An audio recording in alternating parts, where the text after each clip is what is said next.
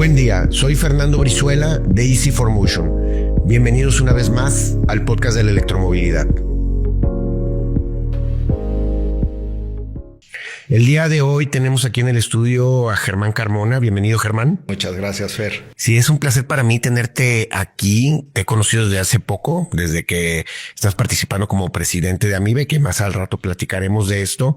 Pero me es muy grato después de revisar y después de platicar contigo y revisar tu currículum, pues todo lo que has estado haciendo en los últimos años sobre electromovilidad. Mucha gente piensa que la electromovilidad es algo de hace 5 años para acá o de hace 10 años para acá o cuando inició Tesla. No, bueno, tenemos gente que ha estado involucrado en el tema de desarrollo y de investigación durante muchos años, pero ya ahondaremos más adelante sobre este tema. Platícanos un poquito, ¿quién es Germán? ¿Quién es Germán? Bueno, hay muchas aristas de Germán. La que creo que nos trae aquí es pues el ingeniero, siempre inquieto en la parte de ingeniería. Provengo de familia de ingenieros, entonces fue lo que comí, lo que desayuné y lo que cené durante toda mi vida. Este ingeniero pues siempre de tradición UNAM, de tradición universitaria. Actualmente pues, soy académico del Instituto de Ingeniería y desde hace más de 30 años estoy metido en temas de desarrollo para electromovilidad. Los primeros desarrollos en la UNAM los hicimos hace más de 30 años, en la década de los 90, y de ahí una gran cantidad de aventuras, frustraciones también, hay que decirlo. Pero bueno, pues llegamos hasta ahora con esta realidad que es la electromovilidad. Sí, pues muy bien, de familia de ingenieros. Yo también vengo de familia de ingenieros y mi hermana es ingeniero, mi hermano es ingeniero, mi hijo es ingeniero. Entonces de repente te llenas de ingenieros por todos lados y entiendes ese mundo. Somos especiales en algunas cosas o no especiales, diferentes, vamos llamándolo así. En el año de 1993 empiezas básicamente en la UNAM con los primeros proyectos eléctricos. Platícanos un poquito qué hiciste en esa época.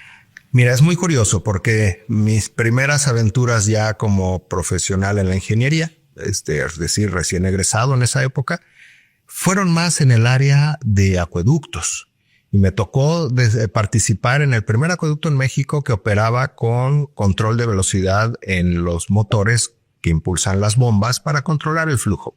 Y al mismo tiempo, en el 93, un grupo de investigadores del Instituto de Ingeniería, impulsado por el entonces director del instituto, el doctor Fernández Sayas, tuvo esta visión de, a ver, ¿qué podemos aportar para la problemática que desde entonces ya se vislumbraba y ya se tenía de la contaminación en la Ciudad de México? En esa época lo que más se usaba para transporte público eran minibuses o microbuses. Entonces empezamos a revisar, me invitaron por este tema del control de motores, porque una de las opciones era, pues a ver, vamos a voltear a ver vehículos eléctricos. Se planteó también desarrollo de motores de combustión interna distintos. Hubo mucho planteamiento. Finalmente se decidió irnos por el lado de la electromovilidad. Bueno, en ese entonces ni existía esa palabra de los vehículos eléctricos. Y entonces la primera aventura fue desarrollar, diseñar y construir completito un microbús eléctrico. Proyecto que nos llevó prácticamente 3 años. En octubre del 96 lo presentamos con el entonces rector Sarucán, ya de salida, ya rodando en Ciudad Universitaria. Fue una aventura muy interesante porque no existía nada para vehículos eléctricos. No habían kits de conversión como los tenemos hoy. Desde luego, infraestructura de recarga, pues, ¿y eso qué era? ¿Verdad? Y literalmente fue poner sobre la mesa, bueno, ¿y de qué tamaño el motor? Pues vete a las bases de la física, empezar a hacer modelos matemáticos, ecuaciones, el banco de baterías. Pues no sabemos. Es decir, ha sido una aventura muy interesante porque fue desde el principio, a ver, esta es la idea, este es el planteamiento, solucionémoslo como ingenieros.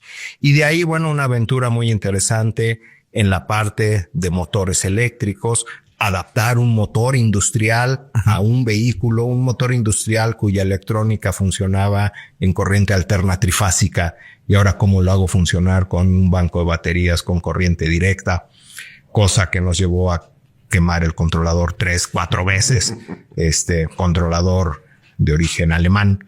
Entonces, en las primeras soluciones es, pues lo mando de regreso a Alemania, lo arreglan, lo regresan y lo volvimos a quemar hasta que los convencí, pues déjenme abrirlo. Pues total, si no me entero qué pasa, pues lo cerramos y lo mandamos. Y ahí fue de las primeras experiencias que hoy les transmito a los muchachos, a los estudiantes. Atrévanse a abrir las cosas. Y más una que ya está dañada, pues ¿qué es lo peor que puede pasar? Está dañada. Lo mejor es que, como me pasó a mí, darme cuenta de las tonterías que estábamos haciendo en esta adaptación de trabajar en trifásica, adaptar a trabajar con un banco de baterías, ver qué tonterías, qué me brincaba, y al final tanto lo reparé como lo solucionamos y fue un vehículo que nos sirvió como el primer prototipo de laboratorio académico. Eso tiene que ser muy claro y al ratito te digo por qué lo digo así. Ese nos sirvió para empezar a revisar nuestros modelos matemáticos y a poder decir, pues este motor le falta, le quito, le pongo el banco de baterías, pues le falta suficiente, ¿de qué tamaño? En aquella época eran baterías de plomo ácido, es decir, 2 toneladas encima del microbús para una autonomía de 60-70 kilómetros. Bueno, te voy a ser sincero, la primera vez que lo sacamos, que fue recorrer toda Avenida Insurgentes, desde Ciudad Universitaria hasta Zacatenco al Politécnico, a un evento, pues no sabía si iba a llegar.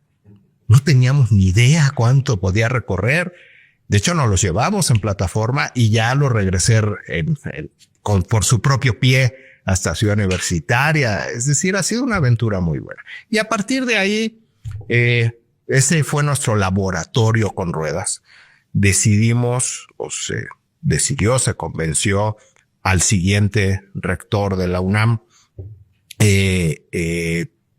a un primer planteamiento de proyecto para tener 20 microbuses eléctricos en la UNAM, iniciar el tema de transporte público interno, lo que hoy conocemos como los Pumabuses, y era hacer 20, un proyecto que fue autorizado. Iniciamos ahora sí un nuevo prototipo ya con miras más a hacerlo más robusto, más a nivel industrial, y se hizo este segundo prototipo, pero el proyecto se vino abajo cuando la huelga de 1998-99.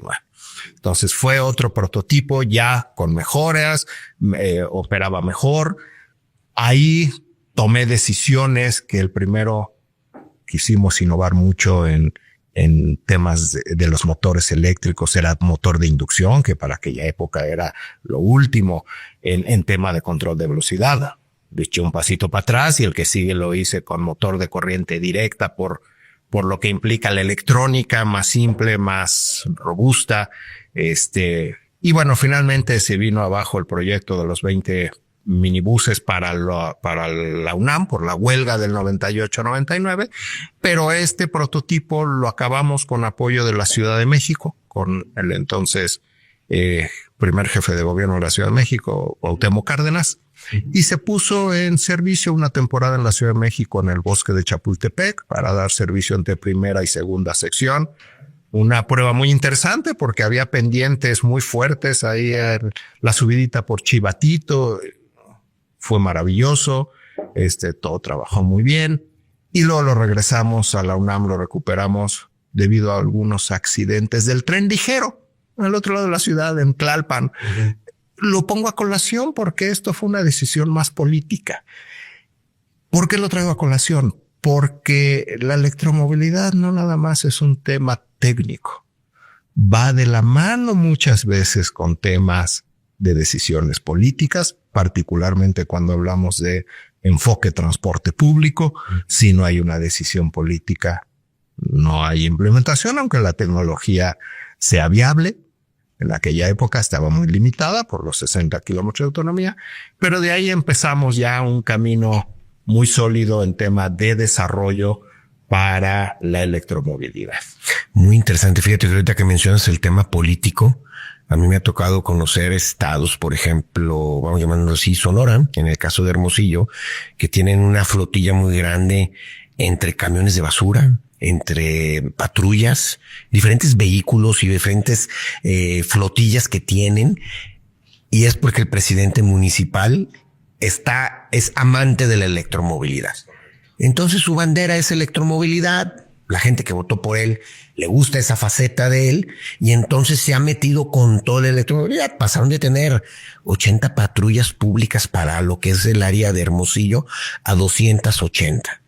Yo en un podcast anterior mencioné, se acabó el vandalismo, se acabó, ¿no? Los ladrones, no se acabaron, ¿no? Fue un error que cometí al mencionarlo, pero disminuyó mucho. Claro, tienes 4 veces más patrullas circulando, ¿no? De alguna manera, con consumos más económicos.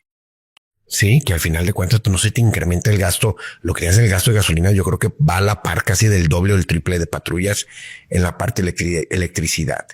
En el área de Jalisco, que me toca estar muy pegado con el licenciado Diego Monraz, que fue la persona que participó en el primer podcast que tenemos aquí, ese es el secretario de movilidad.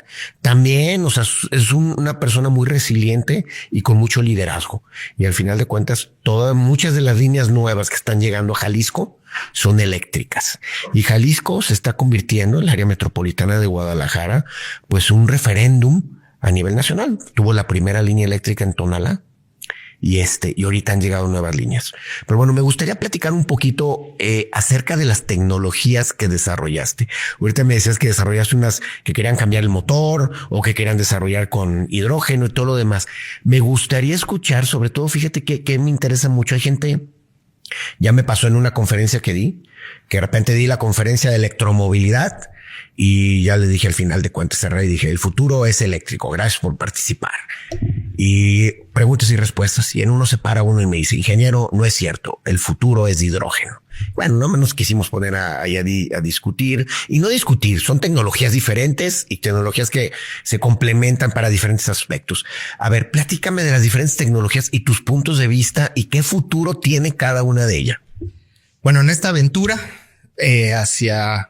yo creo que fue el año 2000, 99, 2001, por ahí así, fui también fundador del Consorcio Mexicano de Baterías Avanzadas, donde empezamos a buscar nuevas tecnologías de baterías. Todavía no existía la que hoy domina, las baterías de litio. Todavía apenas estaban empezando. En esa época era revisar baterías de níquel cadmio que ya iban de salida porque son altamente contaminantes.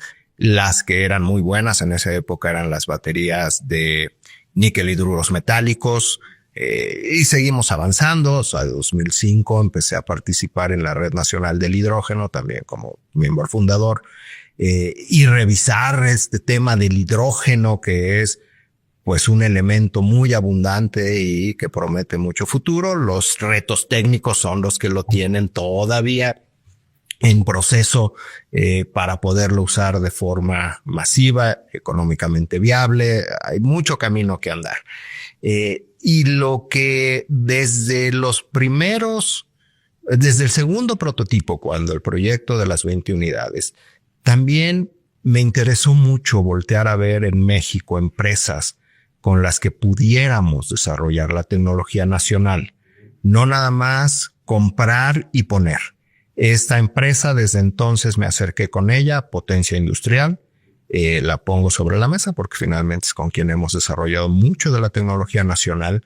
En ese momento no tenía la posibilidad de entrar, pues me dijo el dueño, don Carlos Godfrey, pero le voy a entrar a la electromovilidad. 2005 firmamos nuestro primer convenio de colaboración entre la UNAM y Potencia Industrial y empezamos a caminar despacito, ¿no? Un poco cada quien por su lado, pero siempre ahí volteándonos a ver y comunicándonos y platicando. Apoyé a otros emprendedores en la electromovilidad con una empresa que se llamó Veicero, Vehículos Cero Emisiones, con el que desarrollamos el primer vehículo de carga ligera de última milla, hecho 100% en México, desde el diseño, cálculo estructural, todos los elementos mecánicos del vehículo, toda la electrónica hecha en casa. Inclusive lo llevamos a un nivel de híbrido porque todavía eran baterías de plomo ácido, sentían poca autonomía.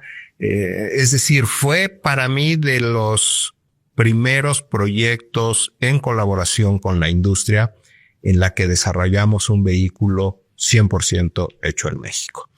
Desafortunadamente, bueno, pues la inexperiencia de lo que significa el emprendedurismo y desarrollar un vehículo y de el prototipo pasar a una producción no es cualquier cosa. Por eso hace rato mencioné el prototipo académico, porque de ahí a llegar a una producción hay un largo camino que andar.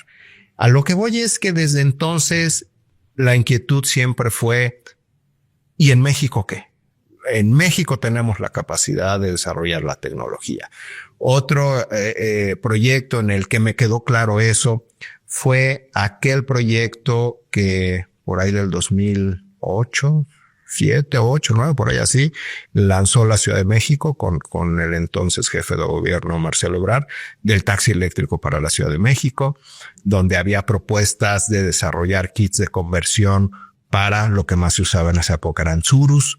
Entonces hubo un par de propuestas, una con potencia industrial donde ya se desarrollaba todo el sistema, incluyendo el motor hecho aquí en la Ciudad de México. Otro grupo de empresarios donde mandaron a hacer una conversión a Estados Unidos muy bien hecha, por cierto, empresa que después desapareció, por estas historias en las que negoció con una de las grandes automotrices y después de 3, 4 años lo echó al cajón y le dijo gracias por participar. Muchas historias de ese tipo en estos temas. Y ahí me di cuenta, cuando después de eso me buscaron, dije, necesitamos, ya casi es un hecho ese proyecto. Al final no se realizó, afortunadamente. Y ahí me di cuenta de que, a ver, el proyecto era hacer 200 kits anuales para llegar a 1000 en 5 años. Y empecé a buscar con proveedores. Todavía los chinos no estaban como lo que hoy es. Entonces, la gran mayoría de proveedores americanos y amigos míos, dijo, yo te consigo 20, yo te consigo 40, yo te consigo 60. Entonces, ¿cómo atender un proyecto ya de estos tamaños sin tener bajo control nuestra tecnología? Entonces, por eso siempre fue esta visión de tenemos que hacerlo en México. Y ahí es donde coincidí fuertemente con Potencia Industrial. Seguimos avanzando y finalmente, ligando a esto con estas decisiones políticas, aquel proyecto con Marcelo Ebrard, se aterrizó con la compra de Nissan Leaf. Originalmente iban a ser varios cientos, acabaron en muy poquitos porque también se atravesó aquel terremoto en Japón de Fukushima, donde Nissan también les dijo, no podemos ahorita cumplir con esos temas. Y finalmente, ya cuando la actual presidenta, la doctora Claudia Sheinbaum, que además es colega del Instituto de Ingeniería de la UNAM, tomó posesión como jefa de gobierno de la Ciudad de México, fue clara su indicación. Quiero electromovilidad en la Ciudad de México. Y se atendió bajo, digamos, 2 aristas. Uno es, pongamos a rodar lo que existe a nivel mundial. ¿Qué existe? Ahí sí ya aparecieron las grandes empresas chinas donde diciendo, yo soy el que domino, yo levanto la mano y es lo que hoy vemos. El primer acierto fue recuperar el sistema de trolebús, que es un gran medio de transporte eléctrico, sí con catenaria, y ahora es combinado catenaria y trae algo de autonomía. Los trolebuses chinos, Yutong, que ahora están rodando, son maravillosos. Y estos proyectos de Metrobús eléctrico, el primero que se implementó en línea 3, y ese andar. Y la otra consigna fue, quiero desarrollo nacional de electromovilidad. Tema que atendimos desde la UNAM ahí sí colaboración. Yo dije, tiene que ser en colaboración ya con la industria. No podemos tomarlo y hacer otro prototipo académico. Y ahí es cuando ya nos ligamos con Potencia Industrial, en el que al mismo tiempo desarrolló su empresa hija, que es Megaflux, que es quien atiende ahora toda el área de electromovilidad de ese grupo empresarial, y con el que finalmente desarrollamos toda la tecnología desde trenes motrices, es decir, motor fabricado en la Ciudad de México, integrado con electrónica, que sigue siendo comercial, integrado con baterías, que siguen siendo chinas. No, todavía son chinas, y toda la electrónica. ¿Y para qué lo quieres? ¿No? Desde vehículos, de automóviles, hasta camiones de 18, 22 toneladas. Ya está desarrollada toda esa tecnología. Y pues la cerecita del pastel de un montón de desarrollos previos y prototipos ya a nivel industrial, pues fue el autobús Taruk, ¿no? Que fue este autobús que ya lo desarrolló principalmente Megaflux y DINA, y la participación mía como la UNAM fue ya en menor medida en la parte de asesorías, de pruebas, de seguimiento, pero ya en esta transición de la academia a la industria. Y hoy por hoy ya transitó de ese prototipo académico a una producción que ya inició en DINA. Ya salieron los primeros del horno, ya de la planta de DINA, para atender ya un primer pedido del gobierno de Chetumal. Es decir, otra vez está ahí este elemento de la política. Y aquí es claro el tema de relacionar una decisión política con el desarrollo tecnológico. ¿Por qué China hoy es lo que es en electromovilidad? Porque hace 25 años el gobierno chino dijo, por ahí. Y por ahí miren lo que es hoy. Nosotros en la UNAM empezamos hace 30 años. Pero pues los políticos de entonces, pues sí, pero espérame tantito, pero no quitamos el dedo del renglón, y a eso me refería hace rato cuando decía a veces algunas frustraciones de decir, mire ya lo que tenemos, y nos voltean a ver como cara de, están locos, ¿no? Y atender, buscar por el hidrógeno, buscar en los híbridos. Hemos hecho desarrollos de sistemas híbridos, hemos hecho eléctricos puros, hemos hecho algunos pininos en hidrógeno.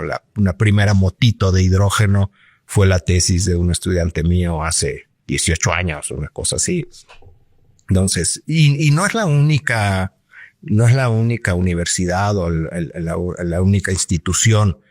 Hay muchos desarrollos en otras instituciones, tanto públicas como privadas, en el Politécnico, en el Instituto antes de Investigaciones Eléctricas, ahora el INEL, Instituto Nacional de Electricidad y Energías Limpias, en muchas universidades estatales, en universidades privadas, el TEC de Monterrey, o sea, todos ya están metidos desde hace algunos años en esto. Pero no fue hasta que hubo esta decisión política. Digo, pues afortunadamente, bueno, pues la doctora Sheinbaum viene de esta formación académica y técnica y dijo, pues es por ahí. Mientras no tengamos bajo nuestro control nuestra propia tecnología, de punta o no de punta, pero nuestra tecnología con la que podamos solucionar nuestras necesidades, nuestra problemática, pues vamos a seguir dependiendo de, pues yo te consigo 20, yo te consigo 40, yo te consigo 100, ¿no? O lo que vivimos, ¿no? De todos estos temas que no hemos podido regular en los temas de electromovilidad, tema que creo que también tenemos que... Sí, fíjate, ahorita en la parte docente o en la parte de las universidades que mencionas, la semana pasada fue el Gran Prix o el Gran Premio de Fórmula I, que es la Fórmula Eléctrica, aquí en la Ciudad de México. Tuve la fortuna de poder venir y estar ahí y ver todo lo que hay ahí. Y hay una, ¿cómo llaman? No es una liga, bueno, un grupo de universidades que se juntaron y forman el Electratón. En el Electratón, cada universidad tiene un grupo de estudiantes que desarrollan un carrito eléctrico para competir, según me explicaron, en diferentes categorías, porque tienen diferentes categorías y todo lo demás. Y entonces llegué y casualmente estaba aquí en la Ciudad de México también unos conocidos, y esos conocidos, uno es patrocinador de la Universidad del ITESO de Guadalajara en el Electratón. De repente, Fernando, mira, vamos a ver, yo iba a ver nomás la Fórmula I, yo no sabía que había la otra, o sea, sí había conocido ya el Electratón, pero no sabía que iban a correr ahí. Pues ahí me puse, porque llegué temprano, vi la carrera, todo lo demás, y mira, vámonos a los pits y vas, platicas con los estudiantes. Me encantó. Estuve 2 horas platicando con los estudiantes. Me abrieron sus máquinas, me enseñaron sus diseños que hacen en SolidWorks. Y mira, ingeniero, de aquí le vamos a quitar esto. Y como yo fabrico también los tableros eléctricos, no, mira, y yo les decía, haz la soldadura así, la soldadura así, y no lo hagas de aluminio porque es muy difícil para soldar, o métele metal mecánico a esto. Y empezamos a platicar de puras cosas que también me gustan como ingeniero. Me divertí mucho, pero qué brillantes chavos, porque no es una materia, lo hacen por gusto. Y ahora ya lo hacen de manera más ordenada. Conozco Electratón. Electratón tiene 30 años al menos. De hecho, yo participé en los primeros, en el 96, 97.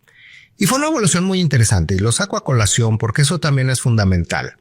Las primeras competencias de Electratón, el objetivo, digamos, o el reglamento era con 40 kilos de batería de plomo ácido, pues era lo que había en esa época, el que recorra más y más rápido, ¿no? El que llegue primero. Las primeras eran, pues, el que logre que no se desbaratara el coche, ¿no?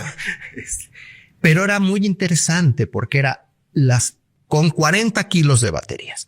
No, los muchachos empezábamos, yo en esa época también participé, a enfocarse a temas de diseño, aerodinámica, a buscar distintos fabricantes de baterías de plomo ácido y analizarlas. ¿Cuáles me dan un poquito más de energía con menos peso? ¿Cómo optimizo esa energía? ¿Me conviene poner 2 grandotas o 4 chiquitas? ¿Cómo las combino? Después vino una época en la que tomó la batuta del Electratón, no voy a decir nombres por respeto, una empresa mexicana, del área automotriz, donde dijo, con estas baterías de su marca. Yo ya ahí dije, ya valió. ¿Por qué? Porque ya empiezas a encuadrar, ya no dejas a los muchachos que busque que con estas 2 baterías y este motor y este controlador. ¿Y dónde está fomentar esa parte de vamos a investigar, vamos a medir, vamos a probar, vamos a quemar, Yo dije, no, ya. Afortunadamente ahora se retomó. Evidentemente ya evolucionó toda la tecnología, baterías de litio, motores de imanes permanentes síncronos. Ya es otra cosa. Mucho el tema de materiales. De hecho, pues yo voy a promover un poco a mis muchachos porque en mi laboratorio, uno de los vehículos sale de mi laboratorio, de los Electratón, y todo hecho en aluminio. Es el vehículo más ligero. Tuvieron que aprender a soldar en aluminio, que no es cualquier cosa, a diseñar en aluminio. Es el vehículo más ligero. Desafortunadamente tuvo un choquecito y pues sí, se rompió desde luego. Pero es el vehículo que hasta ahorita en México ha llegado a la mayor velocidad en un vehículo de ese tamaño. Ha tenido resultados muy buenos. Estuvo en competencia en Estados Unidos el año pasado. Creo que es de los primeros que hace un buen papel en Estados Unidos. Y son muchachos, encabezado por mi brazo derecho de electrónica, que ya no es tan muchacho, pero él forma a estudiantes y son los estudiantes los que aprenden, meten las manos, se machucan, queman, rompen, echan a perder electrónica, la solución, la arreglan. Creo que eso es lo que tenemos que hacer en toda la formación de estudiantes.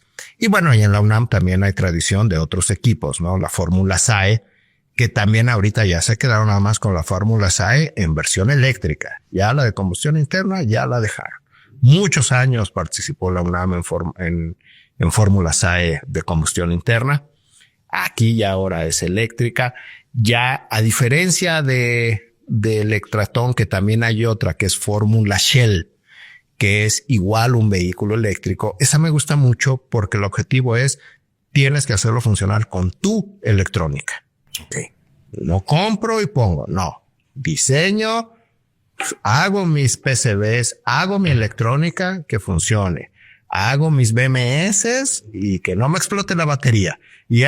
Es decir, son retos muy interesantes para los chavos y está claro la capacidad de los muchachos que se tienen en las distintas universidades. Yo hablo de la UNAM pues porque es mi alma mater y es porque donde estoy, pero tengo claro que toda esa capacidad se replica a lo largo y ancho de México. Y eso es lo que tenemos que fomentar. Sí, es que lo tenemos que fomentar. Muchas personas piensan que la tecnología china y los autos chinos, aquí estamos desarrollando muchos avances, muchos desarrollos tecnológicos, y me gustaría entrar, ya que estamos entrando en este tema, sobre lo que nos puedas compartir del proyecto Olinia. ¿Qué tanto conoces de eso? A ver, yo conozco poco.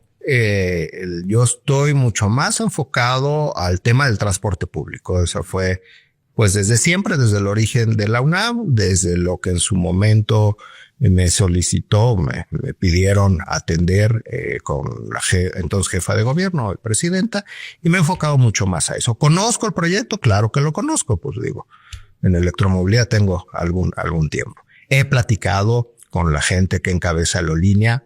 Está muy bien organizado en el tema de todo lo que se hay que atender en todos los procesos de desarrollo desde el punto de vista técnico.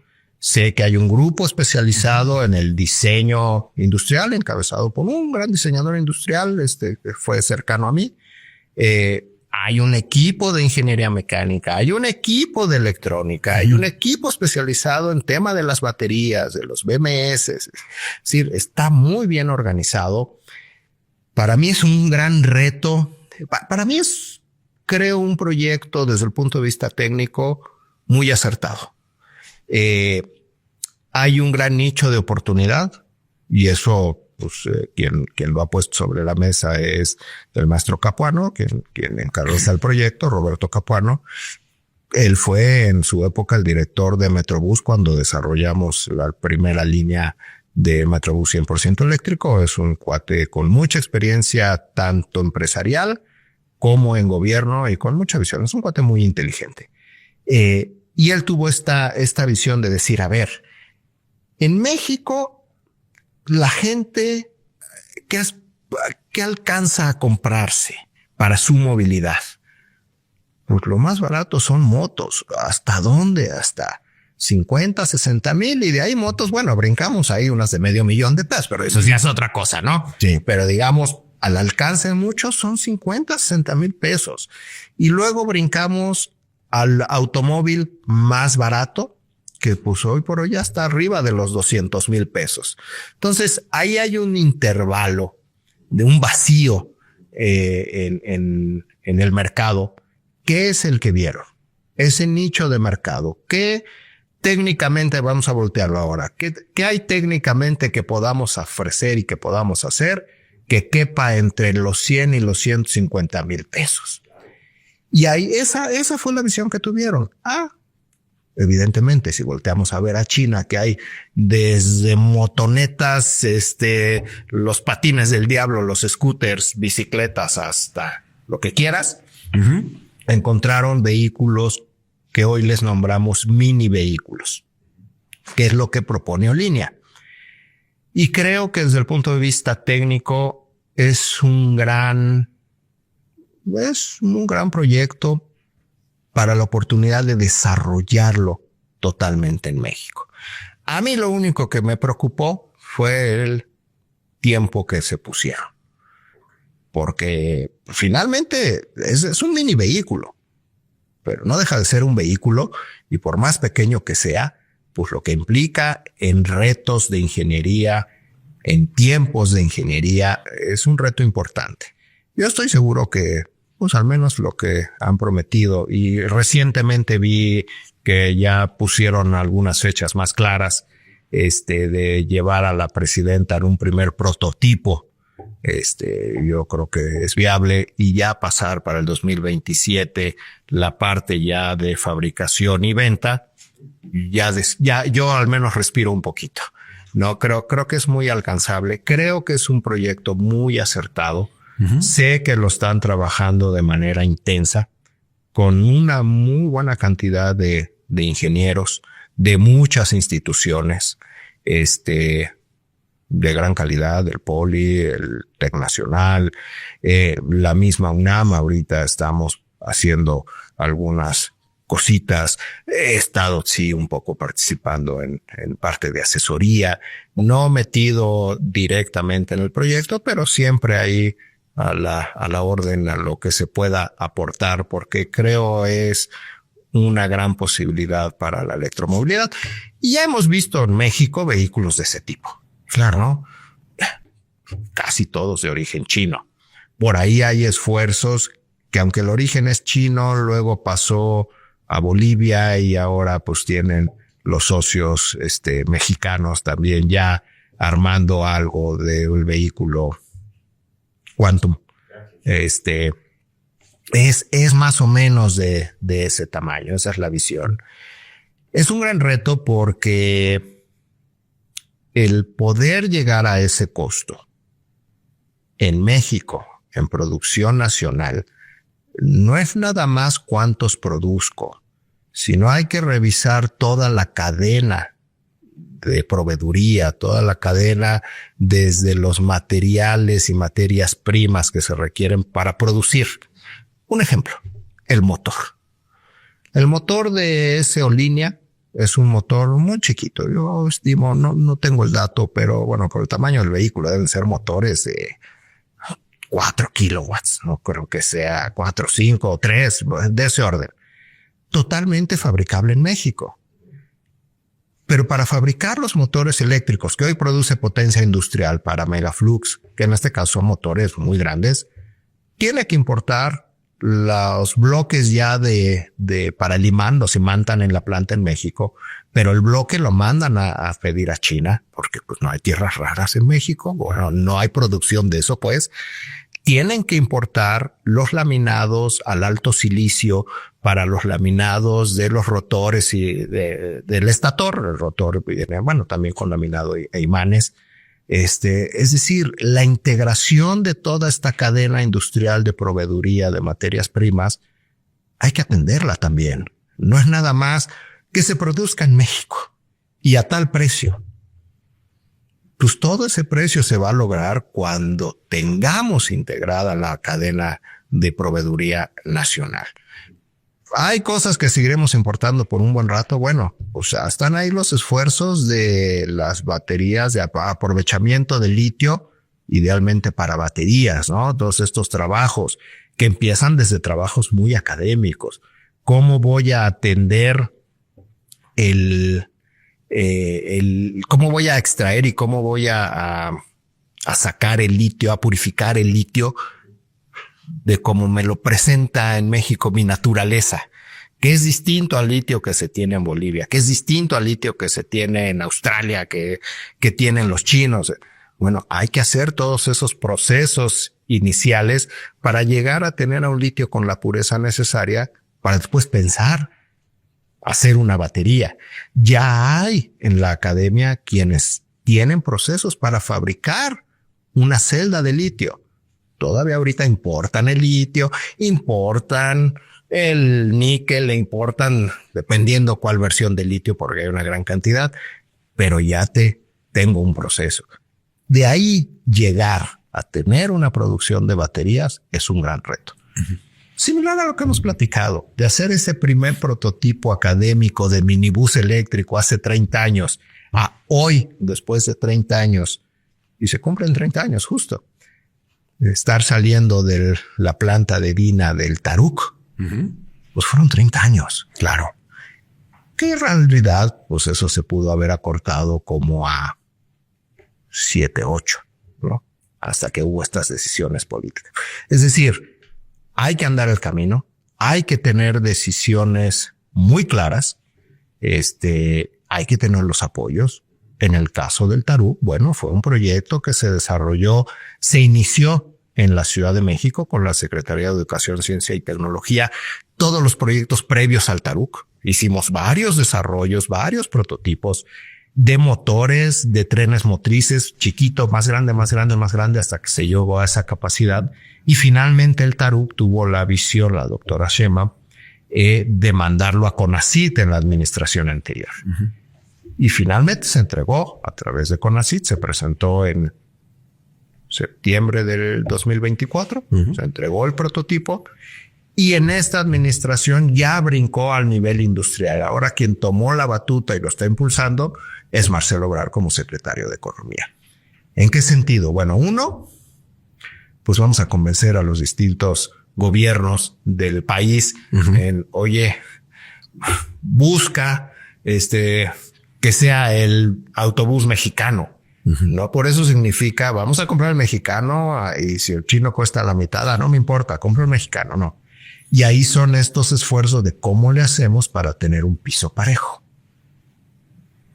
Parte muy importante de lo que se desarrolló cuando se hizo el TARU con CONACYT fue un análisis de decir, a ver, de los recursos que se pagan, de 100 pesos que se pagan para un autobús importado asiático, ¿cuántos se quedan en México?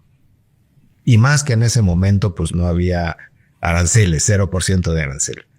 Pues se quedará el IVA, se quedará lo que tiene que ver con las oficinas en México de comercialización, algo de lo que se le paga a la gente que está en México. Pero ¿qué te gusta? Que el 70, 80% de esos 100 pesos se vaya, salga del país. A diferencia de eso, ¿cuánto se queda de esos 100 pesos en un vehículo desarrollado en México? El TARU tiene el 68, casi 70% de integración nacional. Entonces, IVA, ISR, salarios que se reintegran a la economía nacional. Sí, pero el TARU nos cuesta todavía un poquito más que uno importado. Pues sí, pues no estamos al nivel de producción que se tiene allá. Y es ese esfuerzo que hoy tiene la Secretaría de Economía de empezar a poner las condiciones en el país para que productos ya desarrollados, ya confiables, porque es muy confiable, las pruebas que yo he hecho son una maravilla y las cosas que han ya mostrado, se hizo un recorrido de México a Tepic y de regreso. Porque estaba en Toluca, salió de Toluca a Morelia, en Morelia cargó, 2 horas y media, Morelia, Guadalajara, ahí hizo evento con el gobernador de Jalisco, ahí cargó en la noche, al día siguiente se fue a Tepic, se hizo evento, cargó en Tepic en la noche, entonces en una semana recorrió, ¿te gusta? 2,000 kilómetros, sin ningún problema, y ese fue el prototipo industrial. Ya el primero que salió de la planta ya se fue rodando a Cuernavaca, a un evento que hubo en Cuernavaca. Es decir, para mí ese TARU fue la cerecita del pastel de todo este proceso de desarrollo que iniciamos en la UNAM hace 30 años, que inició Potencia Industrial hace 20 años con recursos propios. Y después que todo esto se aterrizó y se ligó hace 7 años con el gobierno de entonces de la Ciudad de México. Y hoy están los frutos. A Aerolínea le tiene que pasar algo similar, ¿no? Es algo que para mí es totalmente viable y que vamos a tener, espero, en el 2027 realmente, con la posibilidad de poderlo comprar. Pero para mí creo que es un proyecto muy acertado. Creo que la tecnología ya está más madura. Creo que la forma de importar las comunicaciones, todo conseguirlo es mucho mejor en esta época. Y yo le deseo mucho éxito a Línea, porque están atacando un nicho de mercado, como tú dices, muy interesante. Muy interesante. Si en una primera etapa de producción la integración nacional es relativamente baja para poder cumplir con los costos, pues está bien. Pero tenemos que hacer que esta bolita de nieve, que esta rueda de carreta empiece a moverse. Y poco a poco, a ver, ya tenemos aquí el motor mexicano. Ya en cantidad, bueno, ya lo podemos empezar a meter, aunque me salga un poco más caro que el chino, pero ya me empiezan a cuadrar los números. Claro. Ya estar aquí la electrónica desarrollada en México. Un ejemplo, uno de los proyectos que hice en la UNAM fue desarrollo de bicicletas eléctricas para el transporte interno de la UNAM, para el programa de Bicipuma, de asistencia eléctrica. Y desarrollamos toda la electrónica, toda, completita. Bueno, Nos salía más caro importar, nada más comprar los componentes, que importar esa misma electrónica china con todo y aplicaciones celular. Pero se hizo la electrónica. Lo teníamos que hacer, ir avanzando. En ese momento, pues por decisiones de tiempo y de costos, bueno, pues acabamos comprando todas las 40, 50 electrónicas chinas, pero pues teníamos nuestro desarrollo hecho. En ese momento se usan, sí, lo mismo creo que va a pasar en aerolínea. Usemos para cumplir y para poder empezar a producir. Y sobre el camino, a ver, ya sustituyo esto por este que está hecho en México y que ya está probado. Brincar de un prototipo de laboratorio a un prototipo funcional y confiable en un vehículo no es cosa menor, no es cosa fácil. En aquel proyecto de Veicero que te comenté nos pasó. Hicimos toda la electrónica en la mesa, en los paneles, ahí teníamos todo, limpiadores, todo funcionaba perfectamente. Lo metíamos al vehículo y se volvía loco. Ahí va de regreso. A ver otra vez. ¿Qué pasó? Funcionaba perfectamente. A ver, con cuidado, pásenlo. Chequen bien las conexiones. Todo perfecto. Se volvía loco. ¿Qué pasó? Hasta que entendimos que había que empezar a revisar y atender y a diseñar para protección de ruido electromagnético que se mete por todos lados. ¿Y ahora qué hace? Y ahora esto. En ese vehículo que desarrollamos la electrónica de potencia, los controladores, pues como hasta el quinto, sexta versión de controlador, ya los pusimos poner en el vehículo. ¿Y qué crees? También se quemaban. Pero tenemos que andar ese camino. No es nada más compro y pongo. ¿Se vale? Sí, sí se vale. También hay que hacerlo. Pero tenemos que ir avanzando paso a paso, no quitando el dedo del renglón, seguir de necios. Creo que una de mis características es la necedad. Bueno, uno de los grandes inventores, Edison, hizo 1000 bombillas hasta que le funcionó. Y cuando le preguntaban por qué tuvo 1000 errores o qué sentía de haber tenido 1000 errores, dijo, no tuve 1000 errores, tuve 1000 oportunidades de tener el triunfo. Así es. Entonces, y de aprender, ¿cómo no? Claro, ya descarto esa, va el que sigue. Para mí creo que eso es Solínea. Para mí es un proyecto muy acertado. Les deseo el mejor de los éxitos y desde luego estoy ahí aportando cuando me piden apoyo y aportando pues desde mi trinchera. Aunque, insisto, yo estoy mucho más enfocado al tema de transporte público. Sí. Hace algunos meses, fuiste elegido como presidente de la AMIBE. Nosotros somos socios de la AMIBE y la verdad es que estamos muy entusiasmados con todo lo que está haciendo. Creo que lleva 2 años apenas, ¿será? Correcto. Platícanos un poquito de la AMIBE, que eso es muy interesante, que la gente conozca que ya hay grandes organizaciones haciendo unión, promoviendo y ayudando a la implementación de vehículos eléctricos. Correcto. La AMIBE, la Asociación Mexicana del Impulso o para el Impulso del Vehículo Eléctrico.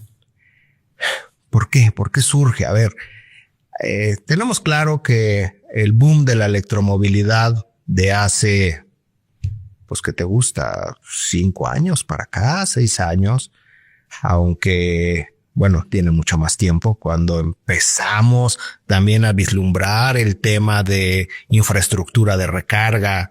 Las primeras ya de manera ordenada se empezaron a poner por ahí del 2015, 2016. Antes algunos empezaron ahí, pero ya un poquito más con programas y de manera más ordenada y a empezar a voltear a ver qué se necesita, qué crecimiento debe tener la infraestructura eléctrica, cómo conviene, cómo no.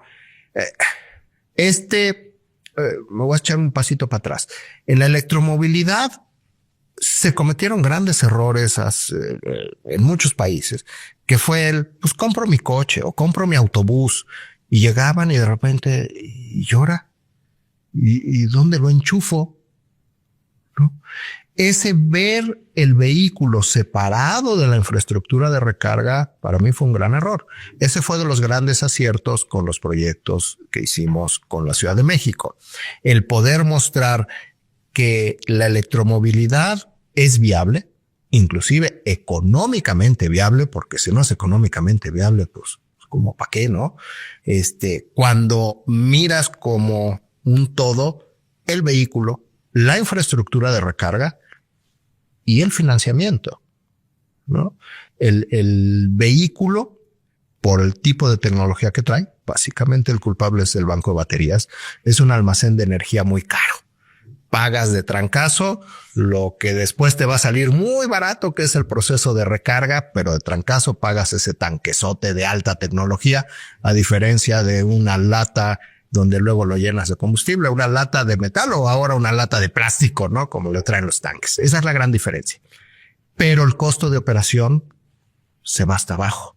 Entonces, esos análisis financieros, esos costos de operación, pusieron la muestra de decir, a ver, la electromovilidad, una de las mejores aplicaciones de la electromovilidad es transporte público. En tantos años se pagó solo. El primer ejercicio con el Metrobús se hizo a 10 años. Los siguientes, todo el proyecto se llevaron a 15 años y se paga solito. El autobús, la inversión en infraestructura y entra en juego el financiamiento, que pues es un negocio también.